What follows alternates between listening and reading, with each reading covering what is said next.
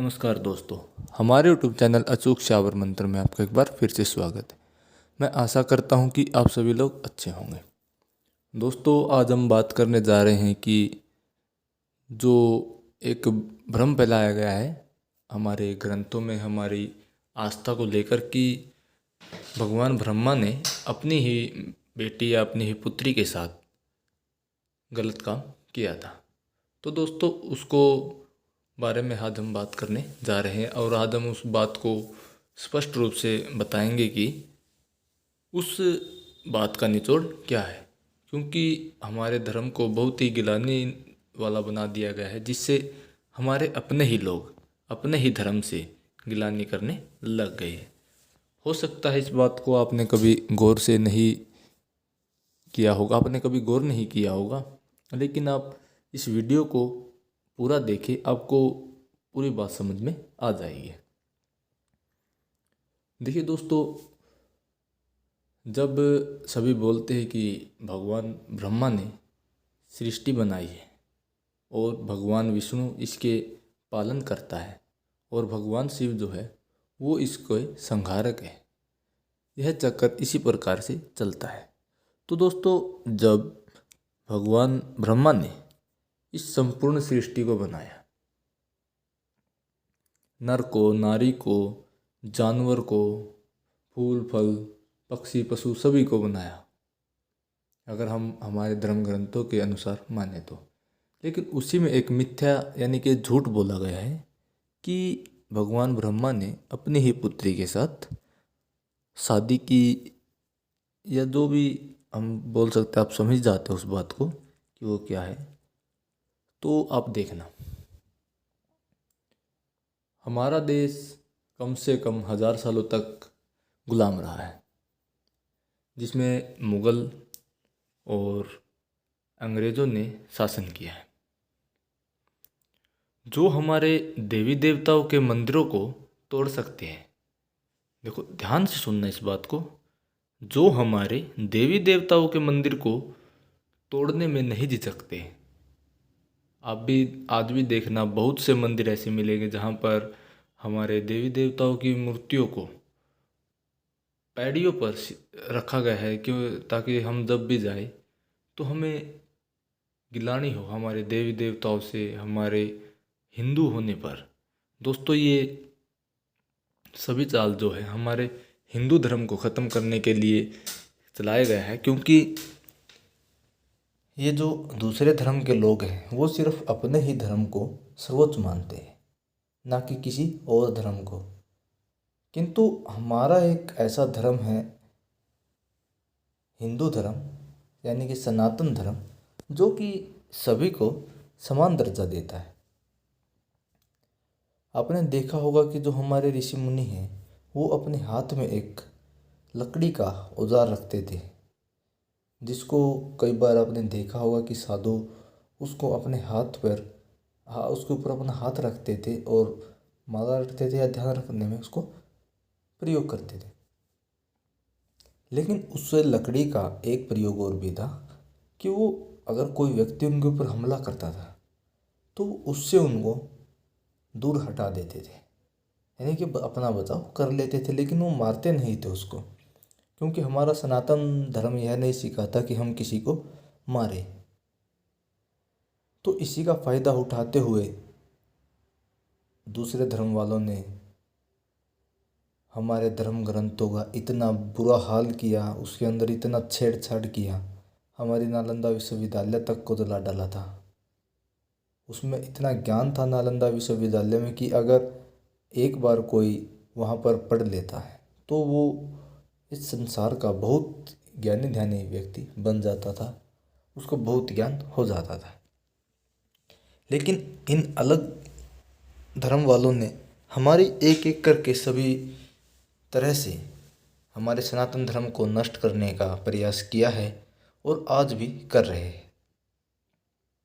दोस्तों, आप इस बात को छोटा ना लें। अगर आप इस बात को अपने दिमाग में बैठा लेंगे, हाँ, कि हमारा सनातन धर्म सबसे सर्वोच्च है, लेकिन अब हम वो सनातनधारी नहीं रहे हैं कि हम सिर्फ अपना बचाव ही करें। अब हम उस दूसरे हमको मारने वाले इंसान को भी हम मारते हैं और मार सकते हैं। जैसे हमारे पृथ्वीराज हुए हैं, महाराणा प्रताप हुए हैं, भगत सिंह हुए हैं, सुभाष चंद्र बोस हुए, और भी बहुत हमारे योद्धा हुए हैं जिन्होंने हमारे देश को आज़ाद करने के लिए अपना खून दिया है। अब बात करते हैं भगवान ब्रह्मा के ऊपर। तो भगवान ब्रह्मा ने जब इतना बड़ा संसार बना दिया तो क्या वो अपने लिए एक औरत नहीं बना सकता था?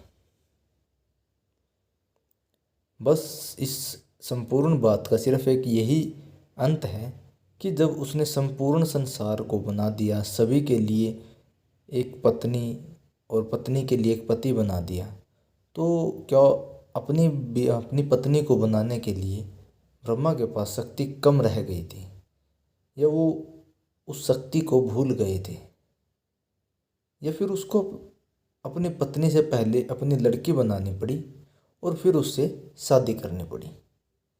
दोस्तों, ये सिर्फ एक सोचने वाली बात है कि जब भगवान ब्रह्मा ने अपनी पुत्री से शादी की, हम मान लेते हैं कि चलो हाँ की, लेकिन क्यों की उसका कारण तो नहीं बता रखा कि किस कारण से की, क्या बात थी, क्या अपने शक्ति के अध्यात्म को वो भूल गए थे? दोस्तों, ऐसा कुछ नहीं है, ये सिर्फ एक भ्रम फैलाया गया है कि जिससे वो हमारे देवी देवताओं पर सवाल नहीं उठाते, वो हमारी आस्था पर विश्वास उठाते। वो लोग वो बोलते हैं कि आप उस भगवान को मानते हैं या आप उस धर्म को मानते हैं कि जिसमें कोई भी शिष्टाचार नहीं है, कि वो ऐसे दुष्कर्म करते हैं। हमारे भगवान शिव को भी अलग अलग रूपों के अलग अलग मूर्तियाँ बनाई जाती हैं जिसमें वो अलग अलग नशे का भोग करते हुए दिखाई गई। वैसे ही भगवान विष्णु को भी और ब्रह्मा के ऊपर तो ये लांछन लगा ही रखा है कि उन्होंने अपनी बेटी के साथ शादी की थी। हमारे हिंदू धर्म में, हमारे सनातन धर्म में आज भी बहुत से ऐसी जगह है जहाँ पर गांव में किसी दूसरे की लड़की या बीवी की तरफ आंख उठाकर तक नहीं देखते। तो आप सोचो उस समय में जब सतयुग के अंदर ऐसा कार्य हो सकता है कि नहीं हो सकता? आप बहुत समझदार हैं। चलो आपको मैं एक बात बताता हूँ। जैसे आप इसको कहानी मान लो या सच्चाई मान लो। एक औरत थी जो भगवान शिव को अपना सर्वोपरि मानती थी, लेकिन उसने पास में ही भगवान विष्णु, गणेश जी, माता की और भी अन्य देवी देवताओं की मूर्ति स्थापित कर रखी। वो प्रतिदिन उनकी पूजा पाठ करती थी। तो कुछ लोग आए, वो दूसरे धर्म वाले, वो कोई भी हो सकते हैं, हम नाम नहीं लेते, वो कोई भी हो सकते हैं, वो आपके पास भी आ सकते हैं हमारे सनातन धर्म को छोड़कर। तो उन्होंने उस औरत को समझाया कि आप ये पूजा क्यों करते हो, मूर्ति पूजा में कुछ नहीं, ये सब बकवास है, ये है वो है। तो उन्होंने उसकी आस्था को तोड़ने में बहुत कोशिश की, लेकिन उस औरत की आस्था इतनी ज़्यादा थी कि वो उन्हीं में अपने सर्वोपरि मानते थे। लेकिन फिर उन लोगों ने सोचा कि ये तो नहीं मानेगी, क्योंकि यह तो पागल हो चुकी है, वो तो अपनी भाषा में पागल ही बोलते हैं।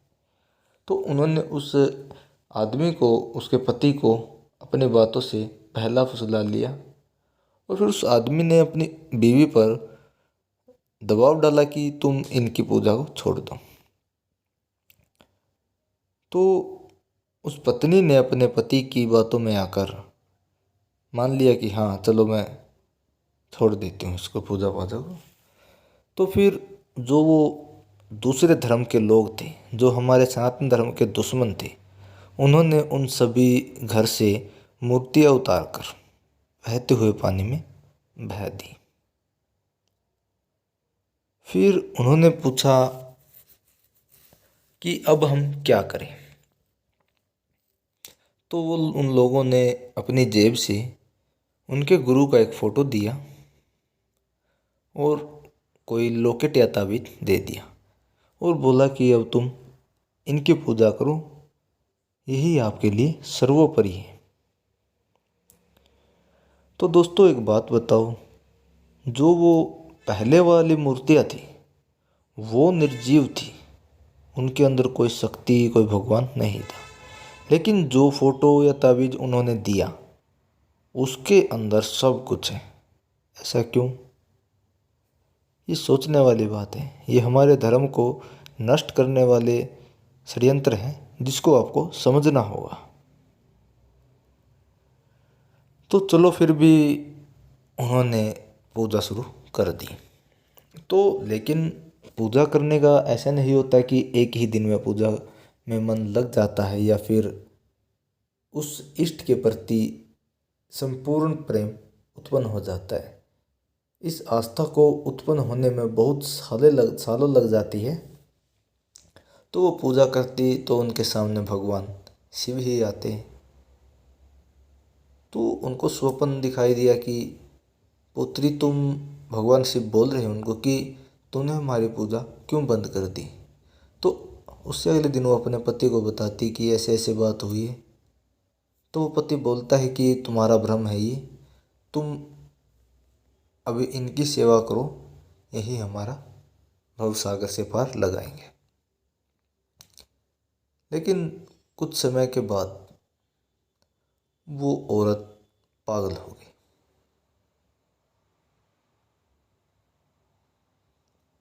वो उनका पति उनको डॉक्टर के पास दिखाने ले गया, कोई आराम नहीं था। तो फिर सोचने वाली बात है, जो उनके धर्म गुरु बनकर आए थे, जिन्होंने हमारे देवी देवताओं की फ़ोटो को बाहर निकलवाया था, वो उनका हाल पूछने तक नहीं आए कि आप कैसे हैं, आपका कैसी ज़िंदगी चल रही है या फिर आपके अध्यात्म मार्ग में कोई रुकावट तो नहीं है। तो दोस्तों आपको ऐसी ऐसी चालों से सावधान होना होगा और अपने आसपास भी इन बातों को सभी को बातों बातों में बताना होगा। तो आप कभी भी आपसे कोई बोले कि भगवान ब्रह्मा ने अपनी पुत्री के साथ दुष्कर्म किया था, तो आप उनको बोल देना कि जब भगवान ब्रह्मा ने पूरी सृष्टि का निर्माण कर दिया तो क्या उनकी शक्ति कम रह गई थी कि वो अपने लिए एक औरत नहीं बना सकते थे। बस इतना ही सवाल जवाब बहुत है। बाकी आप बहुत समझदार हैं हमारे सभी मित्र। तो अगर आपको यह जानकारी अच्छी लगी है दोस्तों, आज ये मेरे मन के भाव थे कि मैं इसको ऊपर अपनी वीडियो बनाऊं। बस ऐसे ही मन कर गया कि आज इसी पर चर्चा करते हैं कि हमारे मित्र औरों को भी इस अंधकार से दूर कर सकें। और मुझे आशा है कि आप सभी को इस अंधकार से बाहर निकालने में सफल होंगे। सफल तब होंगे दोस्तों जब आप इस वीडियो को ज़्यादा से ज़्यादा शेयर करेंगे, तभी लोगों में जागृति फैलेगी। दोस्तों हमारी वीडियो को देखने के लिए आपका बहुत बहुत धन्यवाद। वीडियो को ज़्यादा से ज़्यादा शेयर करें।